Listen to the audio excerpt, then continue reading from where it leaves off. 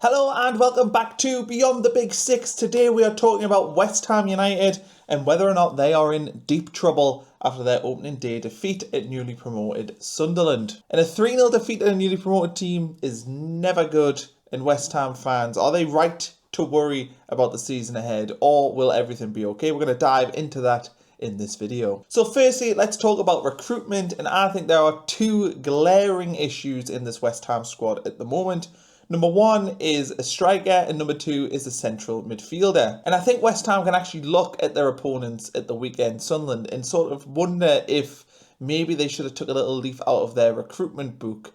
Eliza Mayenda is a player that West Ham were linked with at the start of the summer, and I don't know if that was a player they would have went for if Sunderland not went up, but it feels like they could maybe do with that sort of busybody striker. At the moment with Nicholas Füllkrug, they've got Jared Bowen who's playing up there, and they've got Callum Wilson, and I think Bowen is phenomenal. He's clearly just a top-level player in the Premier League, but I would worry Füllkrug just struggled on Saturday against Sunderland, and Wilson has injury issues. I think if you had a fully fit 28-year-old Callum Wilson, then fair enough, but the Callum Wilson that is there at the moment, I don't know if you can trust him to score you the goals to win you games of football. And I think West Ham looked at Eliza Mayenda because they saw obviously a player with good potential, but he's also just different to what they already have. He's somebody who is quite a good instinctive finisher. I know his finishing at Sunderland has been up and down, but I think he would have been an ideal fit for that West Ham team and give them somebody up there to create things. He's a very good dribbler of the ball. He's very good at pressing the ball. And I think Eliza Mayenda would have been a good fit for West Ham. But that's the kind of player that I think they need to sign, like a busybody sort of striker. Maybe not somebody that scores you 10, 15 goals a season, but somebody that can help bring others into the game and give defenders something to worry about. Because I imagine Dan Ballard, Jensen Sealed and Omar Alderete, who played at the back for Sunderland at the weekend, they didn't struggle dealing with Füllkrug. Yes, Jared Bowen was effective, particularly in the first half, but because of the lack of players sort of in that final third for West Ham, I feel like Jared Bowen had to do a lot of things on his own, which always meant it was going to be difficult for him.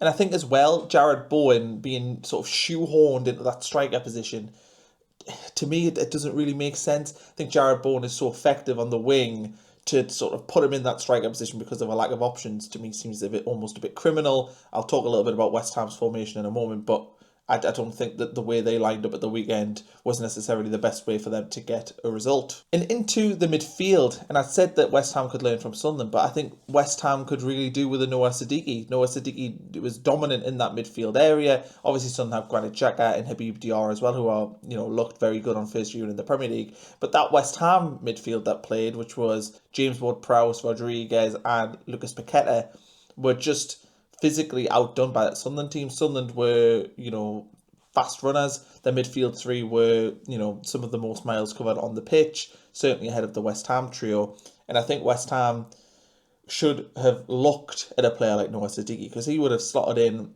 perfectly into their midfield trio, and I imagine if they were interested in him, they would have a good chance to sign him because they're a more established club than Sunderland. And I think that would be the concern for West Ham as well, the fact that they haven't went out and got this addressed before the start of the season. Sunderland being a newly promoted team, they have went and addressed the issues in their squad, and I think you look at the two clubs, and one in West Ham feels stale, and Sunderland feels fresh and new and has all the optimism, and I think there are parallels between the two, almost opposite parallels between the two clubs and where they stand right now. Tactically, I did not think 3-5-2 was the way to go. I don't think West Ham suited a 3-5-2, to be honest, in that game.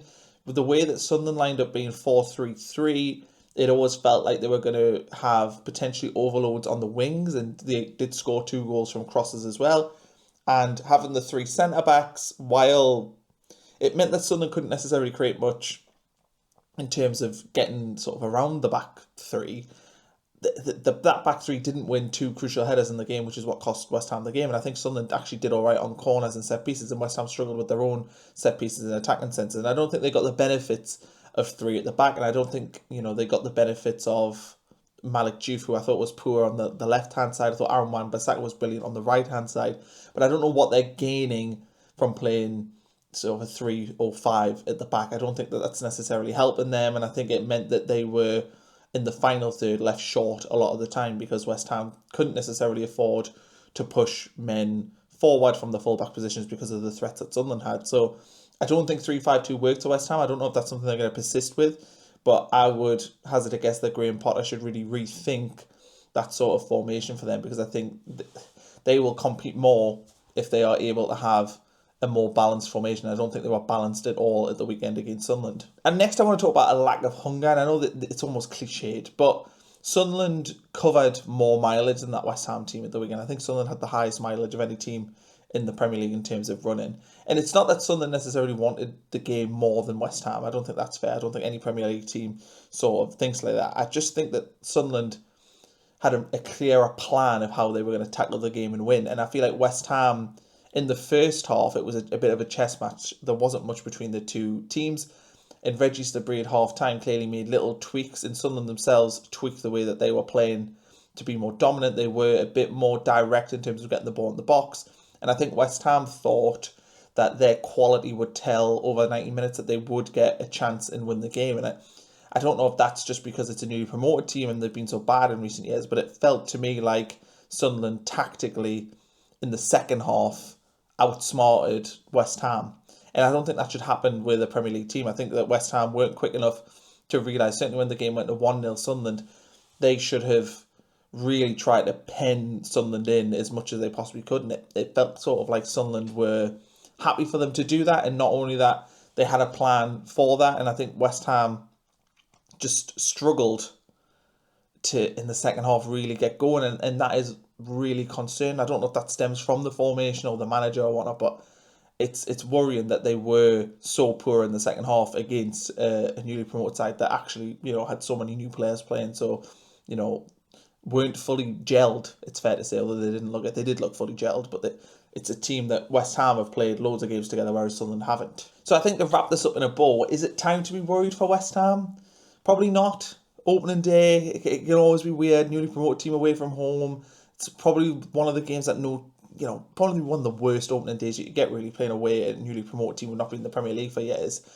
But there are definitely signs to be sort of concerned. I think West Ham have Chelsea coming up this weekend at home in a London derby, and you'd worry that if that game doesn't go particularly well for them, that what is already a pretty not happy fan base turns into a quite a toxic fan base, and that's justified. I'm not saying that the toxicity is unjustified. It is justified for what's happening at that football club right now. I spoke to West Ham fans after the game, and I've seen a lot on YouTube of West Ham fans, and they're pretty angry right now with how the team played, with the recruitment that's happened, with the way that Graham Potter is managing the team.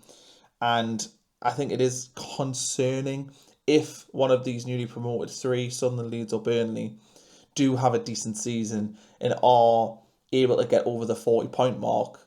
West Ham look very vulnerable right now, that they could actually slip in to being in relegation trouble. And I think with the amount of money they've spent, with the wage bill that they have, with the fan base that they have, the stadium that they have, that shouldn't be happening. West Ham should not be really near that conversation for relegation. They shouldn't really be finishing in the bottom sort of 6 or 7 of the league.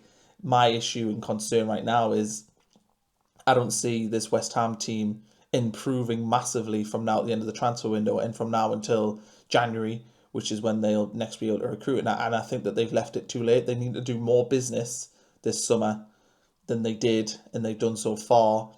And it is a little bit worrying because in the last few years, the newly promoted teams have been so bad, it's not mattered. This year, we obviously haven't seen Leeds yet, but Sunderland look like they will be competitive, more competitive than any of the newly promoted teams in the last couple of seasons. That's worrying for West Ham because they could slip through there and be in a massive trouble because they weren't expecting a newly promoted team to be this good. But anyway, thanks for watching this video. Please like and subscribe if you've enjoyed. We'll catch you on the next one on Beyond the Big Six. And please also catch our podcast as well, Beyond the Big Six, on Spotify and Apple Podcasts. We'd really appreciate that as well.